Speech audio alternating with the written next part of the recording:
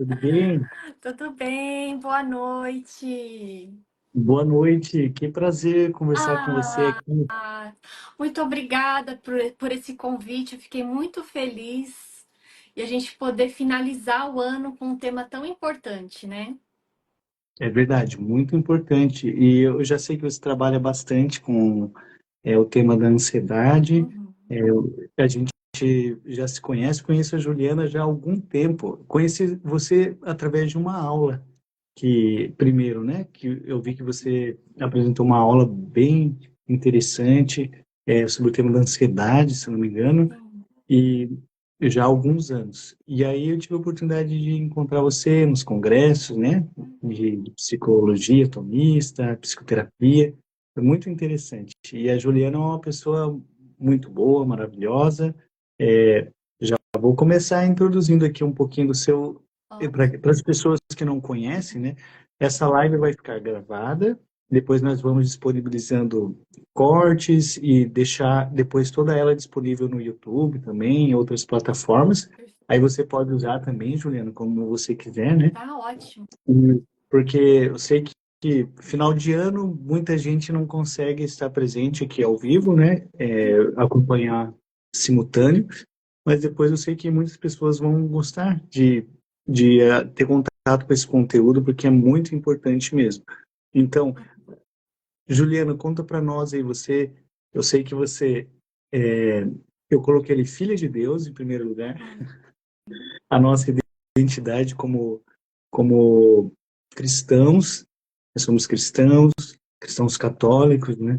Uhum. E com um respeito enorme a todas as pessoas de todas as religiões, os evangélicos, espíritas, aos judeus, muçulmanos, pessoas de tudo quanto é crença religiosa, aos ateus, agnósticos, mas essa visão do ser humano como aberto à transcendência, eu acho muito importante.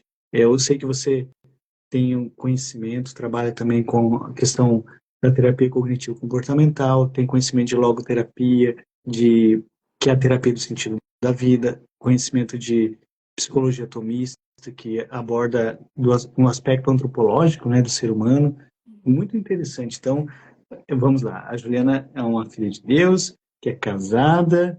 Já eu vi ali que você postou algo já desde que ano que você casou? Eu me casei em 2009. Então, esse ano nós completamos 15 anos, bodas de cristal. Que legal, parabéns. Que bonito, tem uma família muito bonita. Qual que é o nome do seu esposo, dos seus filhos? Emerson, meu esposo, a minha primogênita é a Maria Júlia, aí vem o Leonardo, o Lucas e o nosso pequeno Miguel que mora no céu, né? Eu perdi a última gestação, mas nós o temos sempre presente na nossa vida também. Ah, que bonito. E, e já faz algum tempinho? Faz 2 anos. 2 anos. 2 anos. É, sim. O meu Tomara- caçulinha tá com 5 e a Maju tem 13 anos já. Ah, que legal, parabéns, querido, que bonito. Aqui em casa, a Francis, minha esposa, e os filhos, o Tomás tem 7, o Matias tem 5 anos e o João Paulo tem dois anos. Ah, que Também gostoso. muito bom, né? E também sei que você já trabalha como psicóloga, psicoterapeuta, já há algum tempo, né? Já há quantos Sim. anos? Olha, vai fazer 15 anos já também. É bem próximo da época do meu casamento. Eu me casei e logo em seguida eu já me formei em psicologia, né? Já fazem 15 anos que eu atuo como psicóloga já. Parabéns, que coisa maravilhosa e faz bastante diferença, né? A questão do tempo de experiência, a gente percebe que no começo, por mais que a gente tenha o máximo de boa vontade, a gente tem tanta insegurança, né, Juliana? Sim. É, também fez 15 anos que eu me formei, esse ano, agora em dezembro. A Olha gente até, o só. pessoal da turma comemorou lá, eu acho que dia 9 de dezembro completou 15 anos de formatura e eu lembro, desde o começo, a gente vai lá trabalhar, com todo aquele amor, carinho, mas como a gente não tem muita prática, por mais que você tenha um conhecimento teórico, Uhum. a gente fica um pouco inseguro, E com o tempo, graças a Deus e também a nossa prática, a gente vai aprendendo, né, a ter mais sabedoria. Eu acho que com o tempo a gente vai adquirindo essa experiência que vai dando um olhar com mais segurança. A gente vai aprendendo, né, que cada pessoa é única, que muitas vezes você precisa ter uma abordagem adaptada à circunstância da pessoa. É muito interessante isso, Com né? Eu vejo, certeza. imagino ali você na psicologia também, que é, é um desafio enorme, né? Eu, trabalhando na medicina, ah, desde que eu me formei, aliás, antes de me formar, eu já sabia da importância de o médico precisa ter um olhar para a pessoa integral, assim, não vou cuidar só do corpo dela, preciso ter esse olhar para a dimensão psicológica, social, como que são as relações com a família, no ambiente de trabalho, as relações sociais, os amigos e também a dimensão espiritual. Sempre procurei ter isso, até são um dos motivos de eu tenho muita dificuldade de atender aquelas consultas que às vezes os planos de saúde Existe. ou mesmo a estrutura exige que a gente, consulta aqui, ó, 5 a 15 minutos. É muito difícil. Claro que quando não tem outra circunstância, às vezes a gente trabalha numa emergência, a gente precisa focar em uma coisa só. Sim, Mas pelo menos que a gente tenha esse acolhimento, né? Para que as pessoas se sintam valorizadas como pessoas, não como um objeto ali, uma coisa que está sendo estudada, mas como um ser humano, né? E como que foi, aproveitando um pouquinho, como que tem sido essa sua experiência já agora, 15 anos? Como que foi a sua experiência no começo e tem sido ao longo dos anos? veja só, a gente inicia os estágios, né, no decorrer da faculdade e cada um dos estágios foram essenciais, né? Eu tive a oportunidade de estar em diversas instituições para inicialmente num estágio apenas de observação, então isso é muito legal na faculdade de psicologia, na medicina, né? Eu não sei como é que funciona, mas na psicologia a gente precisa, primeira coisa, aprender a observar, a ver além, né, daquilo que se apresenta inicialmente, né? E o contato com as instituições, com as diversas demandas, né? Então isso já me trouxe assim uma segurança, né, para iniciar, né, meu atendimento após a faculdade com mais segurança, porém a gente sai da faculdade assim, ok, eu vou dar conta, né? Logo em seguida eu já iniciei minha primeira pós-graduação, mas eu lembro de uma conversa que eu tive com uma psicóloga muito experiente na época, inclusive, que está aniversariando no dia de hoje. É uma tia muito querida minha, e ela Parabéns, é professora. psicóloga, Como ela se e chama? ela falou assim, ela chama Ded, Maria José, a gente chama Maria carinhosamente ela José de Bem. Ded. Parabéns. E, e ela me disse assim, Ju, tenha paciência. Vão precisar aí alguns anos para que você possa se consolidar, né, como uma boa profissional, né? E ela falou assim, em torno de 10 anos, né? Aí eu falei, como assim, né? Como assim? Né? Para quem está ali iniciando já com aquele desejo de que as coisas aconteçam, né?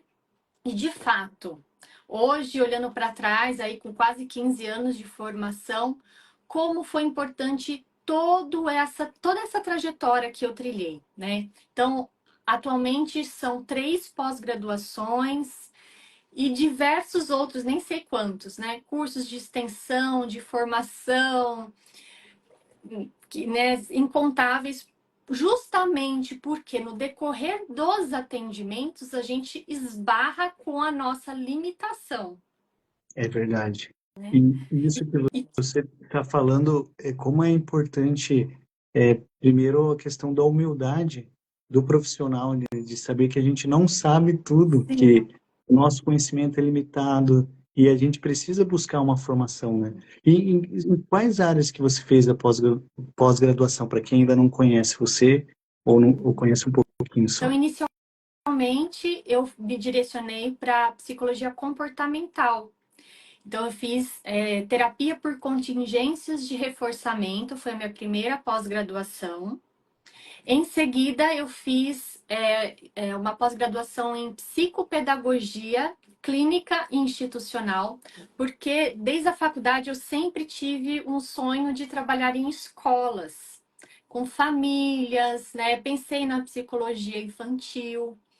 Né, no início são tantas possibilidades e é preciso entrar em contato, né, e estudar e começar a atuar para realmente perceber se esse é o caminho, né? Então eu cheguei a atuar como psicóloga escolar numa uma escola aqui da minha cidade bastante bem conceituada, como orientadora profissional também. E agora, atualmente, finalizando o curso de psicologia tomista, né? Que eu falo que realmente veio integrar tudo, né? Então, essas são as pós-graduações. Então, além disso, os cursos de extensão em gestão de pessoas, em sexologia clínica, que é um tema, né, bastante importante no contexto clínico, que surge muitas vezes na faculdade a gente não aprende, né? Então, conforme eu acho isso bastante importante para todos os profissionais. Então, conforme as demandas vão surgindo, demanda do profissional buscar a fonte de conhecimento para conseguir corresponder àquela demanda, né? Então, conforme eu fui percebendo as necessidades que são tão grandes, né, de cada um dos pacientes que chegam, né? Então, hoje eu trato a questão da ansiedade. Só que, de fato, a ansiedade é só superfície, né? A gente vai falar mais para frente, quando a gente começar a falar do tema, tanto do burnout quanto da ansiedade, né? Ela é só a casquinha, né? É só a casquinha da ferida. A gente precisa abrir a feridinha, né? Para que a gente possa realmente cuidar da infecção que está por baixo, não é?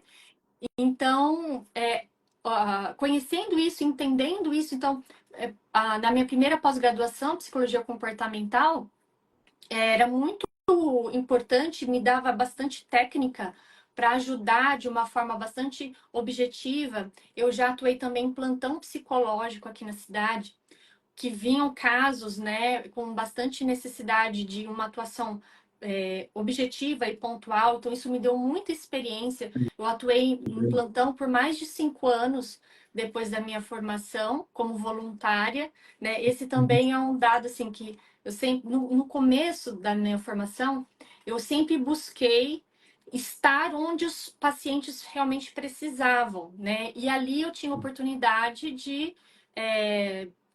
agregar, né, no meu conhecimento, na minha capacidade profissional, né, e realmente ajudar as pessoas. É tão gostoso de encontrar muitas vezes algumas pessoas que estiveram comigo, né, nesse início e vê-las bem, né? Então Muito é bom.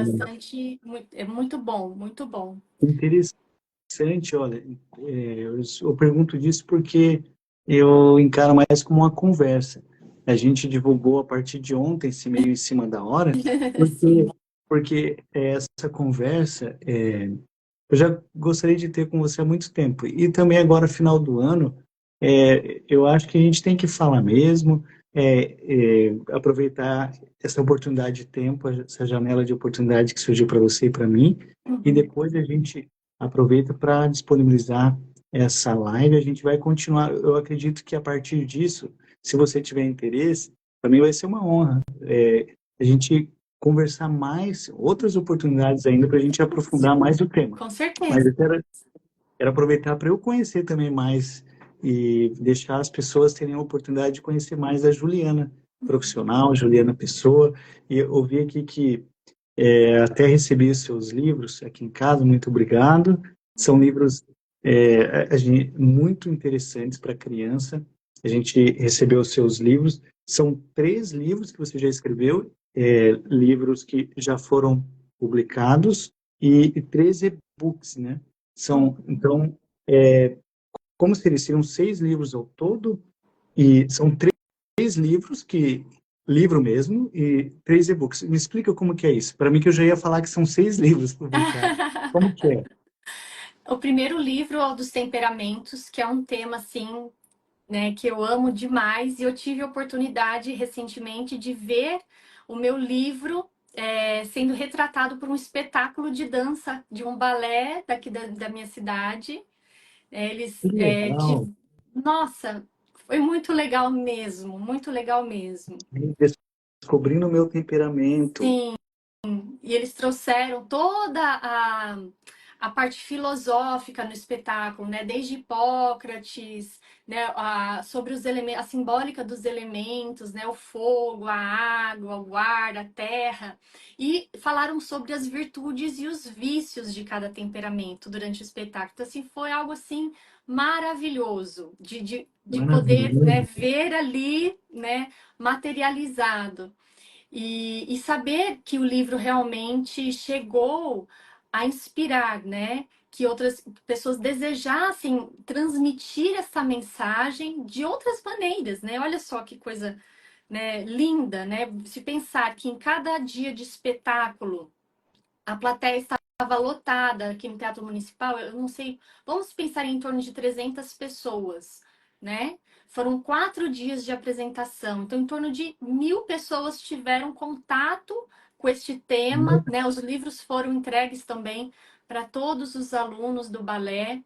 E então, assim, foi muito, muito gratificante. Então, esse foi o primeiro livro que eu escrevi junto com outros psicólogos, eu convidei para participar junto comigo, justamente para ter a possibilidade de cada um falar um pouco do próprio temperamento, né? Então, Interessante. tínhamos 2 melancólicas, 2 coléricos, né? 2 fleumáticos, 2 sanguíneos. Eu escrevi toda a introdução e a conclusão do livro.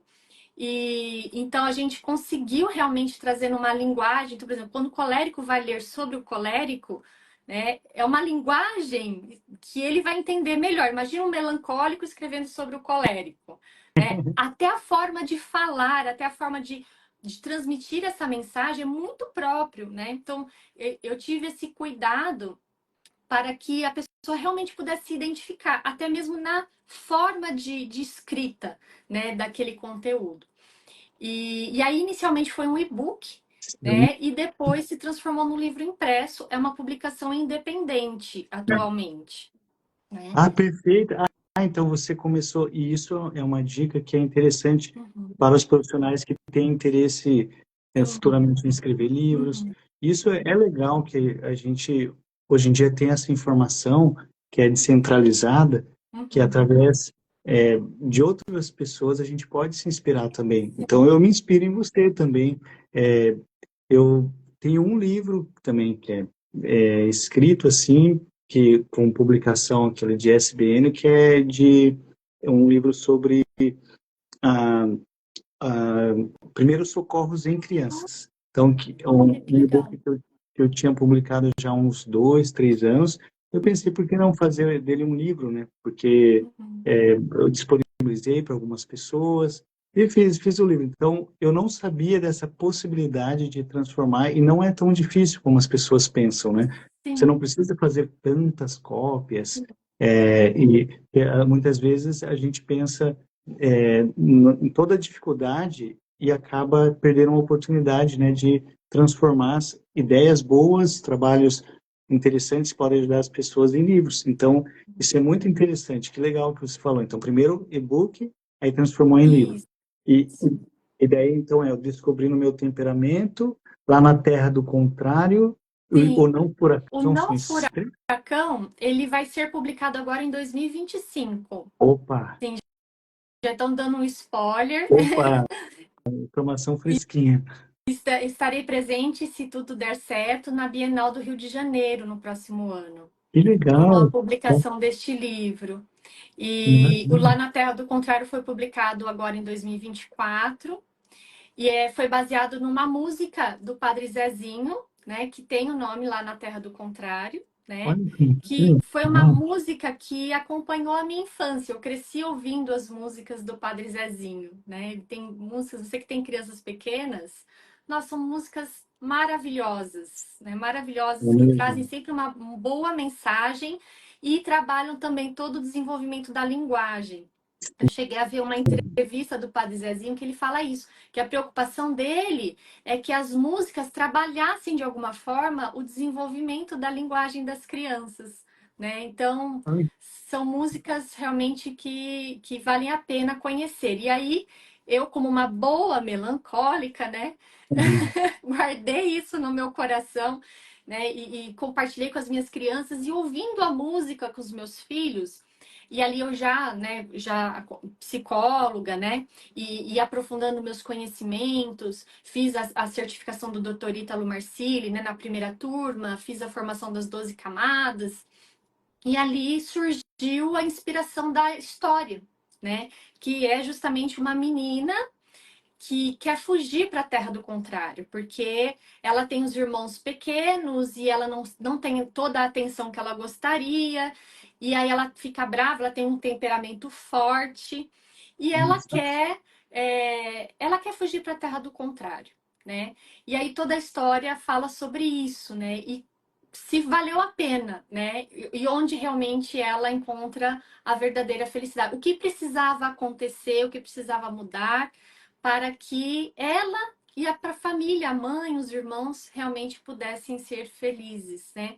E ao fim do livro eu faço ali algumas considerações para as famílias, orientações também para educadores, né? Sobre a educação, né, dos filhos, considerando a família como a escola das virtudes, né? Então, sempre trazendo esse tema das virtudes que eu gosto demais, né? É muito importante. E de alguma forma trazer de uma maneira acessível, porque muitas vezes as pessoas escutam falar desses temas, né? A história da Descobrindo o Meu Temperamento,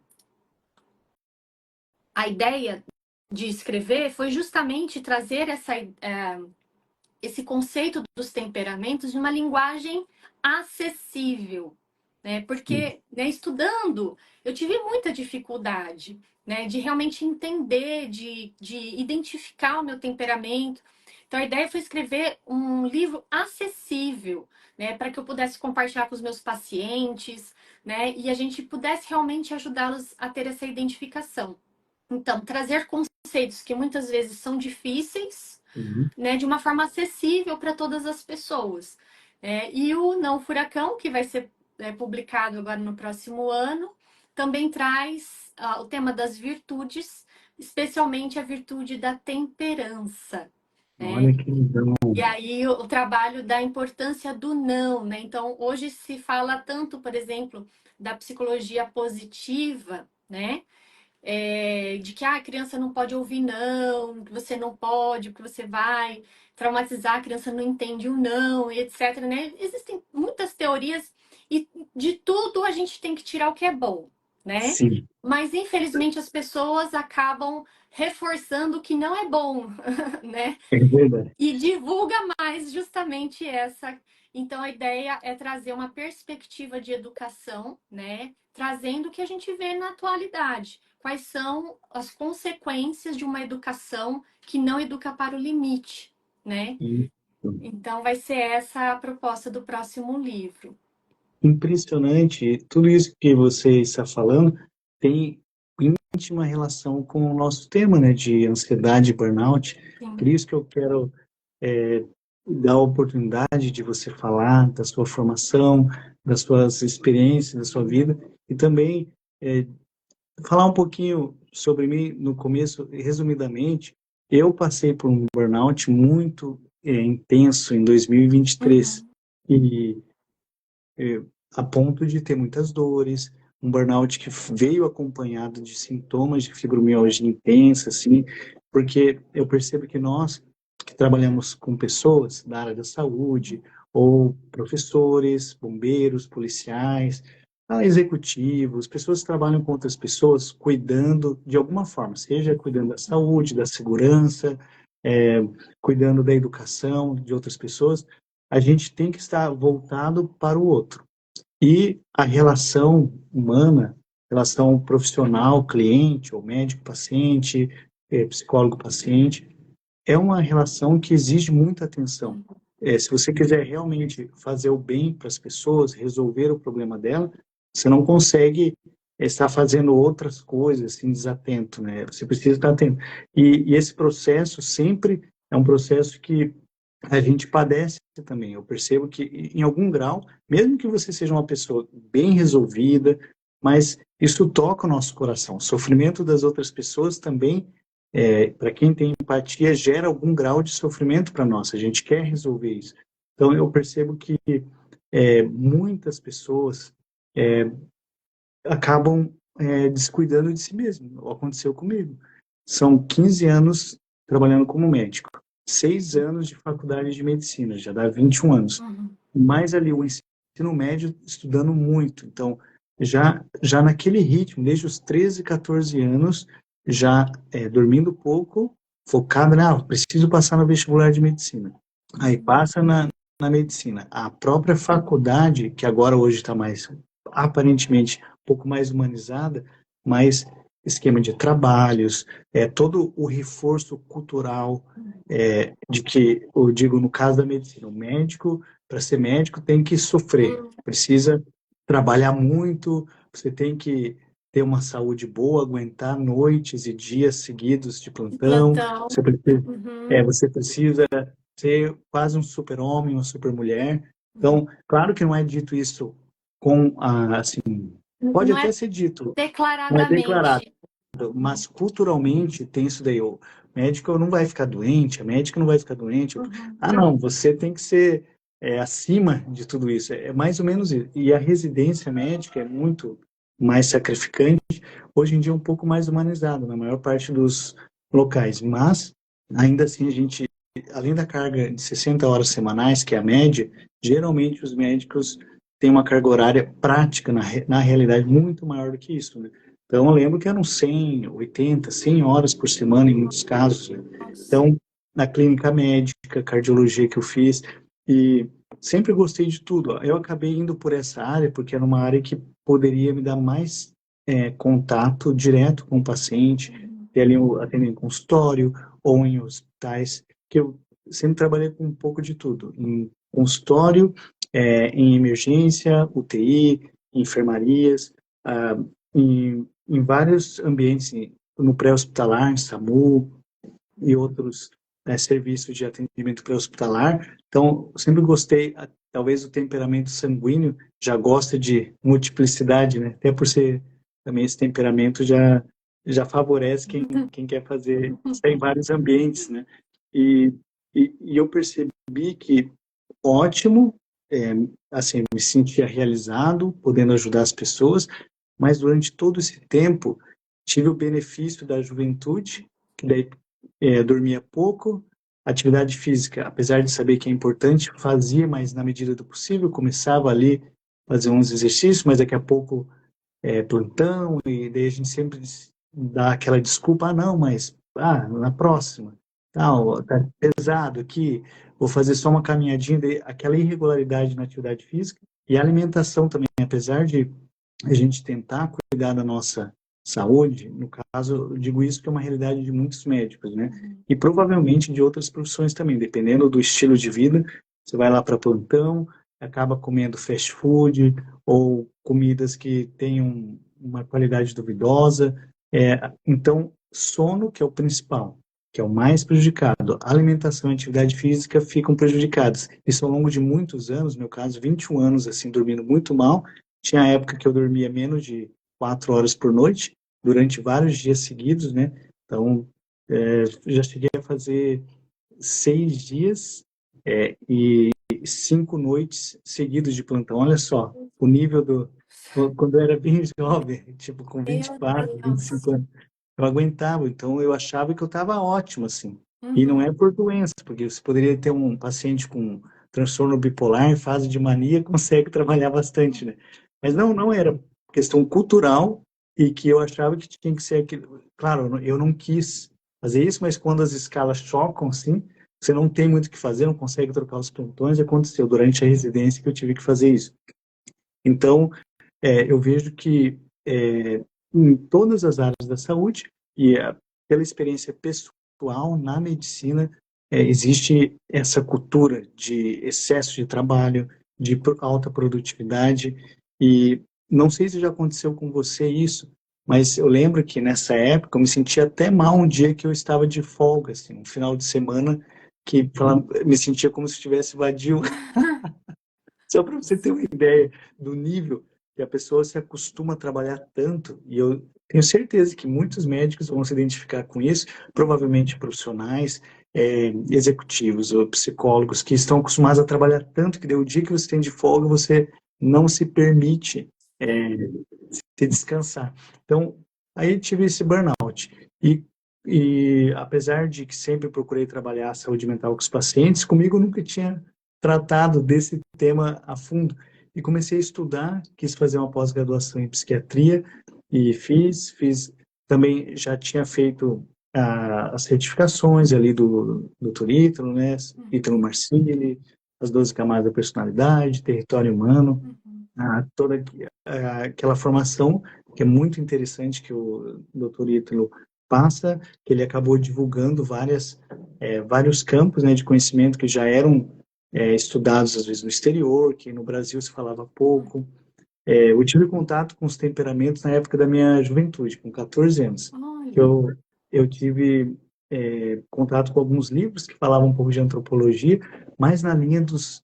É interessante, com uma linha de pregadores evangélicos norte-americanos que trabalhavam essa questão dos temperamentos. Eu procurei estudar um pouquinho na filosofia de Hipócrates, daí aquilo lá me ajudou muito. Estou falando isso por quê? Porque eu quero aproveitar o seu conhecimento, que tem trabalhado os temperamentos, personalidade, já tem um conhecimento dessa linha cognitivo-comportamental.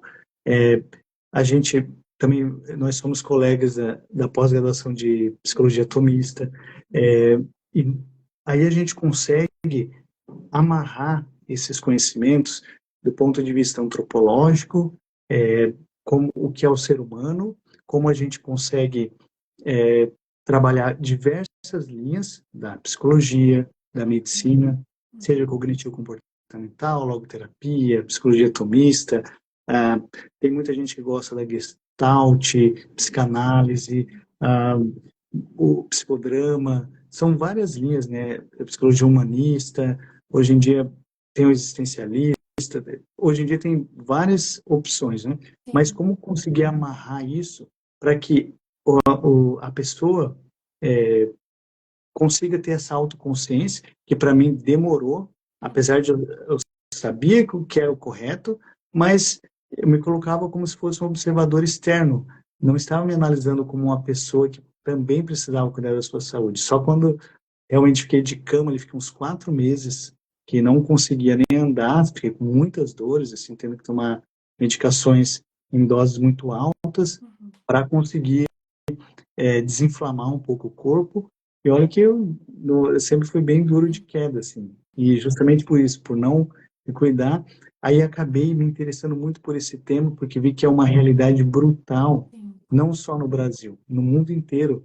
Nós vivemos nessa sociedade do cansaço, tem até livros, né, de sociólogos sobre isso. A maior parte das pessoas, em algum momento da vida, se encontra exausta. Então, as pessoas estão cansadas, exaustas, ansiosas pelo futuro, tristes pelo passado. Então, com dificuldade de trabalhar no presente. Então, fica a imaginação no futuro ou no passado, com memórias ruins. E isso muito chama de mal do século. Gostaria que você falasse um pouquinho sobre isso também, do ponto de vista de CID, de diagnóstico médico. Os psiquiatras trabalham realmente, os transtornos de ansiedade são os mais comuns, como diagnóstico, né? Ultrapassam bastante vários outros, como obsessão, o TOC, transtorno obsessivo compulsivo, outros como o bipolar. A depressão também está muito associada à ansiedade, né? Sim. Fica bastante prevalente. Gostaria que você falasse um pouquinho da sua experiência, como tem sido lidar, tratar esses pacientes na sua própria vida. Eu contei uma experiência pessoal, eu conto não como exemplo bom, eu estou colocando como exemplo real, que Uhum. não é legal fazer isso. Hoje em dia eu me cuido mais, cuido da alimentação, da atividade física, do sono, melhorei, mas infelizmente essa cultura na área da saúde, não sei como é que está na psicologia, mas na medicina está melhorando. Eu acredito que eu já vejo vários estudantes se cuidando um pouco mais. Uhum. Parece que tem algum grau de conscientização sobre isso, mas realmente no mundo inteiro a expectativa de vida do médico é uma das menores. Assim, no Brasil chega a ser, de acordo com dados do CRM e do CFM, chegava a ser menos que 15 anos Não. da população média. Então é como se ele estivesse trabalhando em mina de carvão, ou aqueles trabalhadores da Revolução Industrial, sabe? O nível de, de desgaste, quantas pessoas morrendo jovens, aumenta a chance de ter infarto, um acidente, um AVC, Sim. um, embolias pulmonares, depressões, ansiedades, aumenta o risco de suicídio, de abuso de drogas, e quantos outros problemas, né? Então, gostaria que você comentasse como tem sido a sua experiência e também vamos entrar no tema. Eu comecei contando uma experiência pessoal minha do burnout e como tem sido para você assim trabalhar, como que você se interessou Por esse por esse tema? tema, né? Certamente porque a ansiedade sempre foi um problema para mim também na minha vida pessoal, né? Eu tive, acho que meu primeiro sintoma, os primeiros sintomas, assim, de chegar a ter ataques de pânico, mas não diagnosticado na época. Hoje eu sei, pela minha experiência, analisando, né? As minhas experiências passadas, lá pelos meus 11 anos de idade, eu já comecei a manifestar, né? Foi quando eu comecei a frequentar os consultórios de cardiologistas, né? E chegar a fazer aqueles exames, colocar o Holter, né? Assim, infelizmente, profissionais que não ajudaram muito e não tive muito, não tive nenhum tipo de tratamento na época, né? Tive que dar conta disso por mim mesma, né? Não entrei na faculdade de psicologia por causa disso. Eu realmente me interessei olha, até o momento de fazer a inscrição do vestibular, eu queria ser veterinária. Sério, que legal! O sonho da minha vida era ser veterinária, e ali eu acredito que por uma inspiração divina mesmo, eu tenho assim meu anjo da guarda como um grande amigo, e ali eu falei, não, não é veterinária, né? E coloquei lá psicologia, sem saber muito do que se tratava, mas eu entendia que tinha a ver com ajudar pessoas, Que né? legal! E nessa coisa do aconselhamento. E assim, realmente me encontrei, né? Logo nas primeiras aulas de psicologia, eu falei, é isso mesmo que eu queria, né? Maravilha, que bom! Foi, foi muito assim, a minha faculdade foi muito proveitosa, os professores muito bons, e assim, né, com muita aplicação de estudo, porque realmente eram os temas que sempre me interessavam muito. Então, eu tenho conhecimento, assim, de todas as abordagens que eu estudei na faculdade, porque eles, né, ensinam, né, apesar deles falarem, ó, você tem que escolher uma abordagem, tem que escolher uma abordagem, mas ali a gente aprende sobre as diversas abordagens para que ao final a gente possa direcionar numa especialização, né? E ali me deu a oportunidade de integrar. Então, desde a faculdade, eu já tinha essa percepção de que não dá para fragmentar o meu paciente numa única abordagem, Sim, né? O que era um grande problema, porque nenhum dos professores concordavam, ou colegas, ou pessoas com quem eu conversava. E nos cursos eu sempre questionava, né? Porque sempre começava os cursos falando mal das outras abordagens para poder validar a própria, né, a própria teoria. E eu falava assim, puxa, mas não, uma não nega a outra. Claro que existem pontos ali que, né, na questão de conceito, né? Conceito do que é o homem, né? porém muita coisa dá para ser complementado. Eu vi assim, olha, você está vendo o homem numa faceta, né? A outra abordagem vê o homem sobre uma outra faceta. Por que a gente não integra tudo isso, né? Com certeza. E fui encontrar justamente isso com o Dr. Paulo Pacheco, foi meu supervisor, né, Que ótimo. por 3 anos, e ele faz essa integração das abordagens. Ali eu falei, não acredito que eu encontrei, Que né, maravilha. um lugar onde realmente, porque como uma boa melancólica, né, sempre me questionava, será que eu que não estou exagerando, né? Será que eu não estou sendo arrogante? Será que eu não estou sendo soberba de pensar diferente da maioria, né? E graças a Deus, nos últimos anos, com o Dr. Ítalo Marcilli, depois o Dr. Paulo Pacheco, né? E agora o Rafael de Abreu, na psicologia atomista, isso me trouxe realmente que eu sempre estive no caminho certo, né? Sempre trilhei, busquei isso, né? Integrar essa pessoa. Então, quando o paciente chega, né, no meu consultório e com essa demanda da ansiedade, é claro que se ele está em crise, né, crise de pânico, ele está num intenso sofrimento, né? Então, veja só o que você passou, né, na crise de burnout, fibromialgia. Um parênteses, esse ano eu também fui diagnosticada com fibromialgia, Puxa, né? Eu tive uma crise fortíssima no início do ano devido a uma infecção, porque as infecções são gatilhos também, né? E aí que eu descobri e olhando, né, para trás, falei, realmente faz sentido, né? E como é bom, às vezes as pessoas falam assim, nossa, receber diagnóstico, ai, que ruim. Não é ruim, gente, é bom, né? Como é bom a gente dar nome para as coisas. é Isso verdade. é autoconhecimento, né? E eu participei recentemente de um podcast lá no Instituto, né, de Sim, Psicologia muito Atomista, legal. e lá eu falei sobre isso, que o autoconhecimento é a base da psicoterapia. O autoconhecimento, Certo. na verdade, é a base de tudo, né? Porque o homem, ele tem inteligência, só que não é uma inteligência como dos animais, por exemplo. Os animais são inteligentes? Sim, só que é uma inteligência animal, programada, né, com base no instinto, na sobrevivência. O homem tem uma inteligência pautada na liberdade. Ele vai além do que é instintivo, né? O instinto no homem ele é muito baixo, ele é muito, não é tão perceptível. Hoje em dia, mais do que deveria por conta de todos os estímulos que a gente recebe na cultura, né, da nossa sociedade, que nos leva a esses padrões animalescos, né? Sim. Mas não deveria ser assim, porque nós somos providos da liberdade, ou seja, nós somos os responsáveis em direcionar as nossas escolhas para o bem ou para o mal, né? Isso mesmo.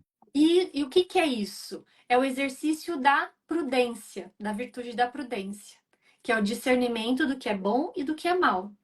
Então, a base do tratamento para ansiedade é a virtude da prudência, é o desenvolvimento desse discernimento. Porque olha só o que você trouxe. Você viveu tantos anos, né, direcionando as suas escolhas para uma ideia, né? Uma ideia que você conheceu, né? A maioria agia dessa forma e dizia-se que era o certo, que você devia agir desta maneira, e você foi fazendo escolhas que te direcionaram para um grande mal, Sim, né? isso. Dessa exaustão, né, emocional, Uhum. profissional. E olha, é interessante que você está falando, porque durante o processo, por mais que o processo de escolha, ele é bastante complexo, porque tem muitas variáveis, né? Isso. O ser humano sempre, é, muitas pessoas acabam estudando como se fosse um robô, uma engenharia, ou então um animal, como você falou, como se fosse um sistema fechado, Uhum. e, e infelizmente muitas ciências, neurociências hoje em dia, que dependendo da forma como a pessoa vê, ela faz o experimento em ratos, em coelhos, em cachorros, e o ser humano é assim também, olha só. Sim. É, e acaba extrapolando como se se o ser humano fosse isso, um conjunto de células que formam tecidos, que formam órgãos, sistema nervoso. O ser humano é humano porque tem um encéfalo mais desenvolvido, um córtex desenvolvido, ali tem neurotransmissores, o GABA, a noradrenalina, a acetilcolina, tem, hoje se fala muito da dopamina. Isso aqui é serotonina, que é a molécula da felicidade, ocitocina é do amor. Então, tudo se reduz a um materialismo, como se você entendesse o material e como ele está funcionando, você já entendeu tudo. Na verdade, não é só isso, né? O ser humano também é isso, mas não é só isso. Então, a gente percebe assim que todas, não só na psicologia, como na medicina também, a gente consegue ter uma formação interessante, boa, em algum ponto de vista, né? Por exemplo, no campo biológico, a medicina foca muito mais no campo biomédico, né? De entender ali anatomia, fisiologia. E existe também algum conhecimento na área de psicologia, mas é limitado. Um conhecimento na área de estudos sociais mais voltados para a área da saúde, ou conhecimento filosófico voltado para a medicina. Então, ou bioética, mas a gente precisa buscar a mais, como você falou. E assim também, eu sempre procurei ler filosofia, antropologia, isso um pouquinho de sociologia, entender o que é o ser humano a mais, porque senão a gente fica muito limitado e a gente acaba fazendo reducionismo que acaba levando a conclusões precipitadas. No meu caso, eu já tinha essa visão de que ser um profissional de saúde, ser médico ou qualquer outro profissional de saúde, no meu caso, era para servir. Eu tinha aquela missão que conhecer, amar e servir.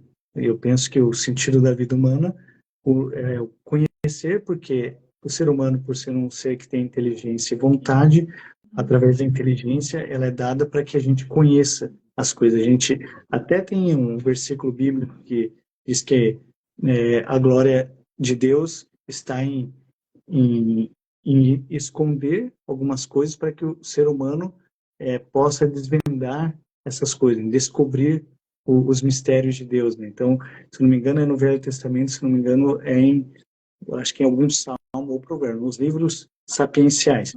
E eu percebo que um dos sentidos da vida humana, através da inteligência, a gente aponta para o conhecimento, para a verdade, né?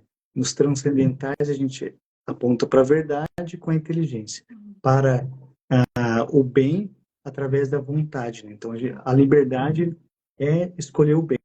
Quando a gente faz escolhas ruins conscientemente, a gente vai cada vez se escravizando a ponto de não ser capaz de fazer boas escolhas, porque a gente vai adquirindo vícios que vão limitando a nossa liberdade. E a liberdade, o que nos caracteriza como seres humanos, né? A liberdade que você falou, a inteligência, que vai buscar conhecer a liberdade, vai buscar amar e buscar o bem, e também, como nós não somos seres espirituais, só nós temos um corpo, temos um lado biológico, nós vivemos uma vida de relação, a gente precisa servir ao outro, servir ao nosso corpo, a gente precisa estar atento muito ao nosso lado material, senão a gente vive um espiritualismo idealista, que é gnóstico, que lembra muito aquelas doutrinas, como a gente vê em Matrix, por exemplo, em vários filmes que colocam uma dicotomia entre corpo e espírito, né? Então a gente vê que é uma doutrina bem antiga,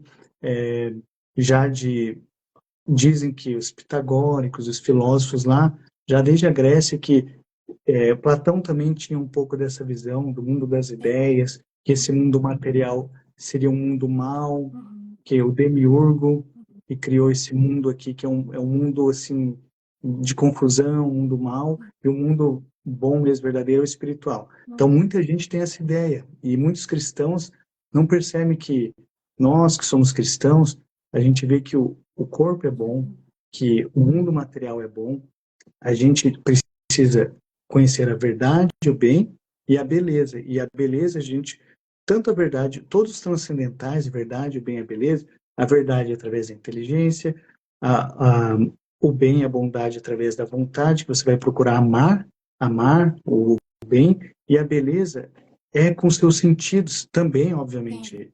com tudo. A gente sempre é integrado, mas os sentidos, você vai amar, você vai servir, você vai fazer algo belo, você vai fazer algo verdadeiro e bom, precisa ter ação. Ainda que seja uma ação mental, quando você está fazendo uma contemplação, contemplando a Deus, contemplando a natureza, você tem uma ação mental que depende da sua visão, depende de pegar estímulos da visão, da audição, do tato, contato, paladar, olfato. Então, nós somos seres que nós estamos encarnados, a gente tem uma materialidade nesse mundo. E se a gente não cuida dessas dimensões, a gente acaba adoecendo e muitas vezes ficando ou nesse espiritualismo idealista ou um materialismo, que eu vejo que aqui é uma impressão minha. Na medicina a gente tende mais a um materialismo, tudo é matéria, são neurotransmissores, são átomos, moléculas, tende a esse cientificismo mais materialista. Eu vejo que muitas linhas da psicologia tendem a um idealismo gnóstico e espiritualista. Sim. E daí fica essa dicotomia.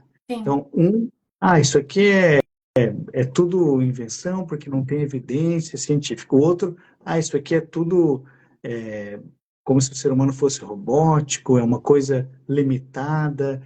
Então, daí acaba tendo esse choque que os dois, se não tiverem essa abertura, tanto alguém que tem uma visão materialista, abrir o olhar para uma visão mais integral, ou quem tem uma visão mais espiritualista, idealista, abrir também para a importância do material, a gente acaba não tendo essa compreensão completa. Então, eu estou falando tudo isso aqui porque eu já tinha essa visão de que o sentido da vida para mim era conhecer, amar e servir. Conhecer, amar e servir a Deus, conhecer, amar e servir as pessoas. E esse é um processo da inteligência, da liberdade, da vontade e também do serviço. E eu achava que eu estava fazendo isso, daí eu falei, não, a minha missão é essa. Então, eu achava que era um trabalho abnegado, e para você ver como a prudência, se a gente não tiver essa visão talvez orientada, que assim, uma coisa é você estar com a vida toda feita, outra coisa é você estar trabalhando durante esses primeiros anos. Nós da área da saúde, provavelmente aconteceu com você, que não é assim, tipo, eu escolho esse trabalho, vou ficar aqui sossegado, trabalhar minhas 6, 8 horas por dia. Não, muitas vezes tem que se submeter a esquemas, escalas, uma formação que não é intencional, do tipo, eu quero trabalhar 110 horas por semana. Não, se eu pudesse, eu gostaria de trabalhar o normal e ter mais tempo ali de qualidade, mas a própria estrutura social e cultural acaba levando a escolhas. Se acontece, provavelmente deve acontecer com muita gente que está ouvindo ou vai ouvir a live, de que a pessoa não tem, por exemplo, financeiramente, a pessoa precisa dar aquele sprint inicial e conseguir conquistar algumas coisas, trabalhar um pouco mais para sustentar a família, ou para conseguir ter algum grau de uma poupança, um investimento, uma reserva de emergência. E isso aconteceu isso. Então, não tinha muitas outra alternativa, pelo menos até aquele momento. Para mim eram as melhores escolhas face às minhas condições que eu tinha. Então, eu precisava fazer aquilo, eu não via outra alternativa, porque eu precisava me sustentar, e vejo como um tanto consciente, outras coisas inconscientes acabaram levando a esse problema de saúde do burnout. Então, eu vejo que por mais que você tenha a virtude da prudência, dependendo das circunstâncias, por isso que é muito importante, padres, irmãs religiosas, pessoas que estão exercendo a virtude da prudência, procurando servir as outras pessoas, profissionais de saúde, que mesmo você fazendo boas escolhas, querendo o bem do próximo, você também pode ter burnout, porque o seu corpo ele tem suas limitações, precisa de sono, de fazer atividade física, cuidar da alimentação, e muitas vezes você acaba escolhendo o bem maior. por exemplo, entre, eu vou almoçar aqui, ou uma pessoa que está morrendo, está infartando ali, Aham. ou tendo uma parada cardíaca, eu não posso falar assim, olha, ah, Espera um pouquinho. espera um pouquinho, ou como diz o americano fala, é, it's not my business, ah, good for you, ou I don't care, tipo, não, não é comigo agora, pô, deu horário do almoço, tchau. Se a gente for também muito rigoroso, ou Sim, esse tipo fechado, você acaba falhando na prudência por não escolher um bem maior, que é sim, a vida, sim, o bem do outro. Então, isso que eu digo que, por mais que você procure fazer boas escolhas, a gente tem que sempre estar renovando essa visão maior, né? E a gente se colocar também como paciente. Eu tenho falado isso para os pacientes, a importância de você, pense, se você fosse sua melhor amiga, ou se fosse seu melhor amigo, como que você aconselharia a você mesmo, sim, né? Diante das circunstâncias. Tente se colocar, tem até umas técnicas de se colocar em terceira pessoa, né? sim, Analisando a situação, porque é difícil a gente se fazer isso. Às vezes a gente é um pouco cruel com a gente mesmo. Eu vejo que sim, depende do temperamento, mas isso é uma coisa bem comum, as pessoas serem compassivas com a gente que trabalha com os outros, mas muitas vezes com a gente se, tipo, não, uhum, mais duro, né? sim, Não sei, tô dando um contexto, porque pode ser que muitas pessoas, assim como eu, tenham pensado, pô, mas eu não podia fazer hum, diferente. Digamos, o trabalho que eu tinha, as oportunidades que surgiram eram assim mesmo, eram esquemas noturnos, plantões, e daí no outro dia tinha que trabalhar, ir para residência. Então, o que que eu ia fazer? Eu entendo sua circunstância, e por isso que a gente precisa sempre ir refletindo sobre a nossa situação, procurando fazer o melhor, mas não manter, porque a gente entra numa rotina, é, essa rotina que gera cansaço, gera estresse, e o estresse em si é uma coisa boa. Todo mundo sabe que para você vai fazer academia, vai fazer um esforço, tem um estresse inicial e aquilo vai aumentando a capacidade de, de cada vez aguentar uma pressão maior. Mas o estresse crônico, exagerado, sem um, tem um um tempo sentido, para né? ter um sentido, é complicado. Uhum, E, sim. E isso tudo, doutor, é muito, muito importante, né? Tudo isso que você trouxe é muito importante e precisa ser levado, né, aos nossos pacientes. Então, muitas vezes o paciente chega, né, muitos eu atendo assim que já fizeram outras, já passaram por outros processos de psicoterapia e estão novamente passando, né, pelos mesmos sofrimentos, né? Por quê? Porque muitas vezes cuida-se da crise, se estabiliza o organismo, porque a ansiedade, ela acontece no corpo, né? Ela primeiro, ela vai se manifestar no corpo, através, como você trouxe, a questão do estresse, de um cortisol elevado, né? As manifestações orgânicas dos sintomas, taquicardia, falta de ar, né? Aquela angústia no peito, aquela sensação ruim, né? Como uma intuição de que algo muito ruim vai acontecer, porque essa é a função da ansiedade, né? Nos deixar atentos para que algo, né? Para nos proteger de algo relevante, né? Que poderia colocar em risco tanto a nossa vida ou outras circunstâncias, né? E muitas vezes a terapia, o tratamento, ele fica nessa superficialidade da medicalização, que é importante, então não está dizendo que não é importante, é porque de fato essas reações são orgânicas e dependendo do nível, né, do tempo que essa pessoa está exposta também, então vamos considerar uma ansiedade crônica, algo que já vem se arrastando há muito tempo, a pessoa não vai conseguir mudar do dia para o outro e ela está num sofrimento importante e precisa sim, né, de uma intervenção medicamentosa, técnicas para auxiliar nesse controle das crises. Porém, esse é só o ponto inicial, é o ponto de partida, né? Então, é muito legal quando eu vejo o meu paciente mais estável, né, no que diz respeito às crises de ansiedade, ele se sente aliviado, ele se sente bem, e aí eu falo, agora sim, né, vamos começar a terapia propriamente dita, Sim, né? Porque naquilo que você trouxe da autoconsciência.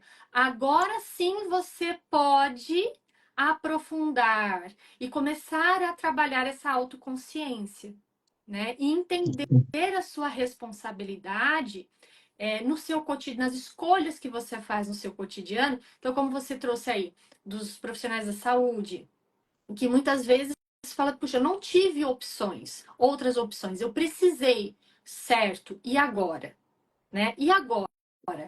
Qual vai ser a sua escolha? Não, agora eu não posso, né? Eu atendi uma vez um médico que ele estava nessa situação.